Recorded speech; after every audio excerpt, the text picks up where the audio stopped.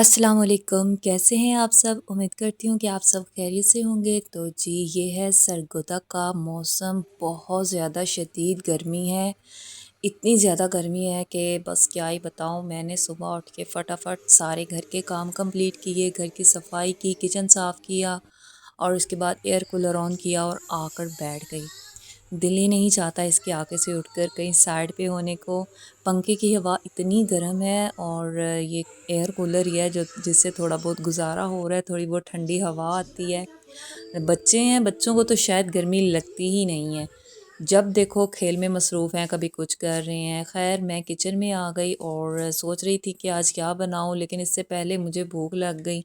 तो मैंने सोचा क्यों ना दही पड़ा हुआ है वो खाया जाए। ठंडा ठंडा दही फ्रिज से निकाल के पहले उसको खाया और उसके साथ ही मैंने प्रोग्राम बना लिया था कढ़ी बनाने का। 1.5 कप मैंने बेसन लिया और उसमें 2 कप दही डालकर मैंने ग्राइंडर में डालकर अच्छी तरह से उसको मिक्स कर लिया। हाथ से भी मिक्स हो जाता है लेकिन उसमें फिर भी थोड़े बहुत ना लम्स रह जाते हैं। फिर मैंने चूल्हा ऑन किया और एक मीडियम साइज़ का प्याज मैंने लाइट ब्राउन होने तक पकाया। फिर पानी डाल के हस्बे ज़रूरत मसाला चाट डाले, नमक, मिर्च, हल्दी और उसके बाद मैंने थोड़ा सा पानी डालकर उसको अच्छी तरह से भूना। बहुत ज़्यादा गर्मी हो रही थी लेकिन खैर काम तो करना ही होता है। दही और बेसन को जो मिक्स किया था वो मैंने कढ़ाई में डालकर चूल्हे पे रख दिया और उसके साथ ही मैं फटाफट से पकोड़े का मसाला बनाना शुरू कर दिया। बिल्कुल सिंपल से इंग्रेडिएंट्स, आलू, प्याज और सिंपल मसाला जार डालकर मैंने सादा से पकोड़े का मसाला बना लिया। उतनी देर में कढ़ी भी मेरी बन रही थी। मैं तकरीबन 1 घंटे तक इसको हल्की आंच पे बनाती हूँ। तब तक मसाला भी रेडी हो चुका था और साथ ही मैंने पकोड़े फ्राई करने शुरू कर दिए। पकोड़े इतने मज़े के बन रहे थे कि बच्चों ने साथ ही आधे पकोड़े तो वैसे ही खा लिए, कढ़ी में डालने के लिए तो बहुत कम बच गए।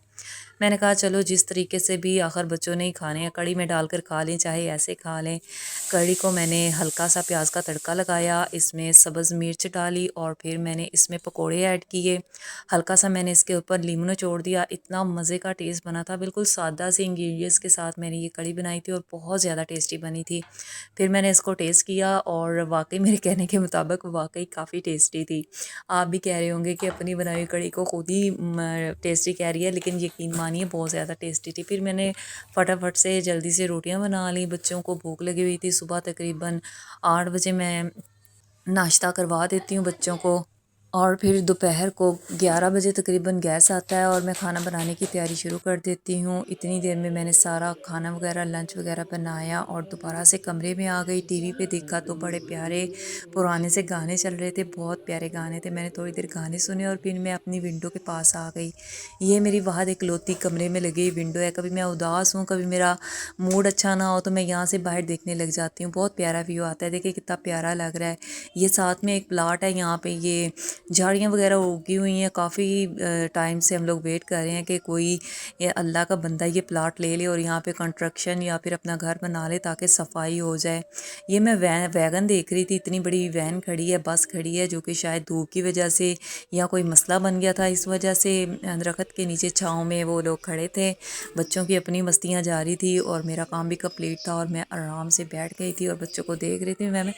और फिर मैं आवाज़ें सुनी मैंने थोड़ी सी, मैंने कहा देखो तो क्या मसला बना है। देखा तो ये दोनों अपने खिलौने के लिए झगड़ रहे थे। शामी कह रहा था मैं अपने खिलौने धोऊंगा, ज़ैनब कह रही थी मैं धोऊंगी। मैंने कहा तुम दोनों मिलके अपने अपने खिलौने धो लो। मैंने इनको टब में थोड़ा सा पानी डाल के सर्फ डाल के दे दिया और मैंने कहा चलो लगे रहो। इन्होंने साथ खिलौने भी धोए और साथ खुद भी नहाए। मैंने कहा चलो गर्मी है बच्चों, गर्मी में चलो ठंडे ठंडे पानी से नहा भी लें, इसी तरह से वक्त भी गुजर जाता है। तो ये खिलौने इन्होंने धो के डाले हुए थे। इसके साथ ही मैं बाहर छत का व्यू देखने लग गई। उसके साथ ही मैंने सोचा क्यों ना वीडियो भी बना ली जाए। इतनी ज़्यादा शदीद गर्मी है कि क्या ही बताऊँ आपको। गर्मी तो इस तरह से लगती है कि पसीने के साथ साथ जब पसीना आता है तो इतनी चुभन होती है और जलन होती है ना चेहरे पे, जिस्म पे।